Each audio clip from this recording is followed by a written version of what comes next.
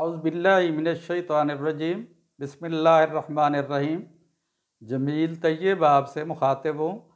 آج کا میرا ٹاپک انڈر سیکشن 12 جو ڈپارٹمنٹل ریپریزنٹیٹیو ہے، جس کو ڈی آر کہتے ہیں، جو انکوائری میں مینشن ہوتا ہے کمپیٹنٹ اتھارٹی کی وجہ سے، اس کی میں ڈیوٹیز بتاؤں گا کہ اس کی کیا ڈیوٹیز ہیں۔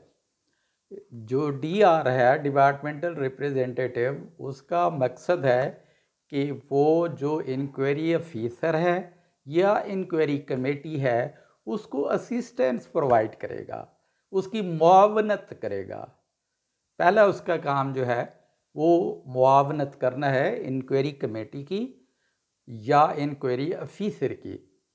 اسی طریقے سے جس وقت یہ پروسیس کمپلیٹ ہو کر ہیئرنگ افیسر کے پاس جائے گا جو اس کی سماعت کرے گا، اس وقت بھی ڈی آر جو ہے وہ اس کیس کو پروسیڈ کرے گا۔ اسی طریقے سے دوسرے نمبر پہ وہ جو استغاثہ کے گواہ ہوں گے ان پر وہ جرح کر سکے گا، یعنی کراس ایگزامینیشن کرے گا وہ with the permission of inquiry committee اور inquiry officer as the case میں بھی، یعنی اس کی اجازت سے جو گواہ ہیں استغاثہ کے، ان گواہوں پر وہ جرح کر سکے گا۔ دوسرا اس کا کام آئے۔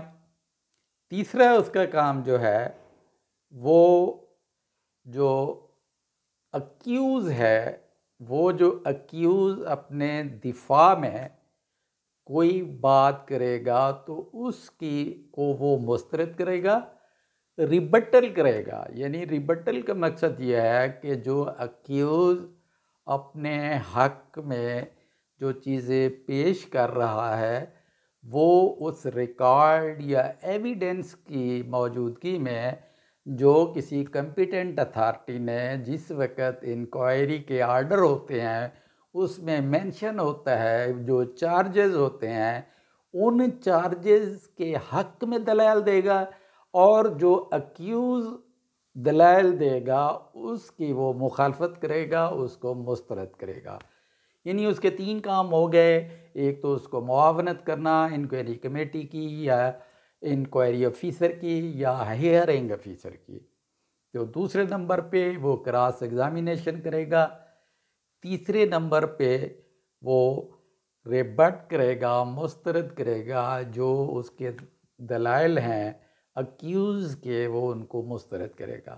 یعنی اس کا زیادہ تر جو کام ہے وہ یہ ہے کہ اس نے اسسٹنس پرووائڈ کرنی ہے انکوائری کمیٹی کو، انکوائری افیسر کو، یا جو پرسنل ہیئرنگ کے لیے جو آفیسرز مقرر کیا جائے گا وہاں تک ڈپارٹمنٹل ریپریزنٹیٹیو کا رول ہوگا۔ یا اگر اکیوز کو کوئی چیز چاہیے تو بھی وہ ڈپارٹمنٹل ریپریزنٹیٹیو سے رابطہ کرے گا کہ جس بنیاد پر اس پر چارجز الزامات لگائے گئے ہیں اس کے لیے وہ ڈاکومنٹس چاہے گا تو وہ ڈاکومنٹس وہ کنسلٹ کر سکے گا۔ یہ ڈپارٹمنٹل ریپریزنٹیٹیو کا رول ہے۔ اس کے ساتھ ہی میں آپ سے اجازت چاہوں گا۔ اپنا خیال رکھیے گا۔ اللہ حافظ۔